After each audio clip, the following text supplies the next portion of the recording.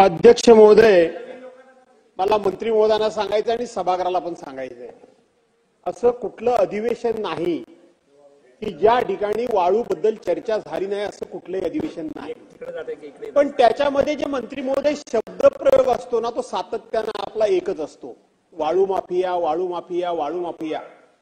तुम्ही ऑक्शन करता, त्यांच्याकडनं ऍडव्हान्स मध्ये रॉयल्टी भरून घेता, रॉयल्टी भरून घेतल्यानंतर सुद्धा त्यांना ज्या पद्धतीने त्रास अधिकारी देतात आणि मग त्यातून अधिकाऱ्यांच्यावर वगैरे हल्ले होतात।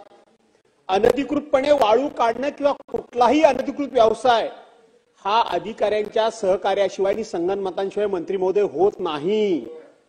वाळू माफिया तुम्ही म्हणता, खऱ्या अर्थाने हे अधिकारीच हे उद्योग करतात, अधिकारीच। आता तुम्ही सांगताय की आम्ही नवीन वाळू धोरणामध्ये, मी ऐकलं सकाळचा तुमचा प्रश्न वरच्या सभागृहामध्ये, तो पण मी उत्तर ऐकलं की याच्यामध्ये आम्ही पोलिसांना सुद्धा काही अधिकार देतोय। पोलिसांना कुठले अधिकार नाहीयेत। पोलीस तर आता असं चालवताय की त्यांचा डायरेक्ट अधिकार नाही, त्यांनी फक्त सहकार्य करायचं। ते आता एखादा वाळू उपसा करणारा, अवैधरित्या वाळू उपसा करणारा जो माणूस असेल त्याला सांगतात तुझ्या गाड्या मी पाठवतो, त्या पोच करतो, त्याला अडवत नाही। आणि जो त्यांना मदत करत नाही किंवा ज्यांना कोण हप्ते देत नाही त्यांच्या गाड्या त्या पकडतात।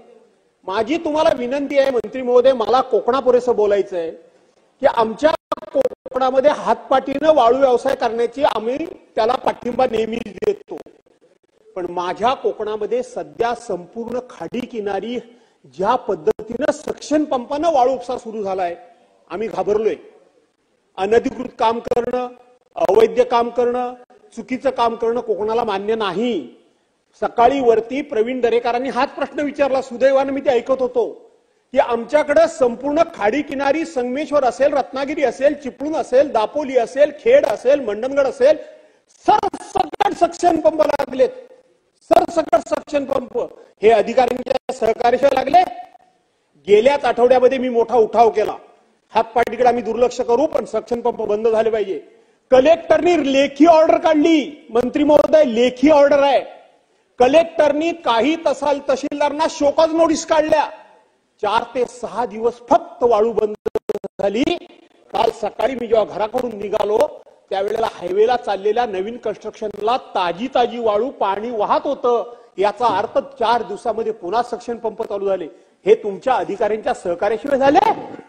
आणि म्हणून तुम्ही वाळू माफियांना तुम्ही शिक्षा कराच, पण त्याचबरोबर जोपर्यंत ही जबाबदारी तुम्ही अधिकाऱ्यांच्यावर नक्की करत नाही, यांना जबाबदार तुम्ही धरत नाही,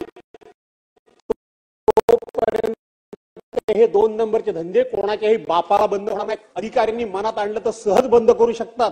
4 दिवस वाळू पूर्णपणे बंद केलेली 5व्या दिवशी कशी चालू होते? आपोआप अधिकाऱ्यांच्या सहकार्याशिवाय होते। आणि म्हणून तुम्ही याच्यामध्ये अधिकाऱ्यांना जबाबदार धरणार का? आणि तुम्ही वरच्या सभागृहामध्ये उत्तर दिलं, परंतु ते खुलासेवार उत्तर दिलं नाही।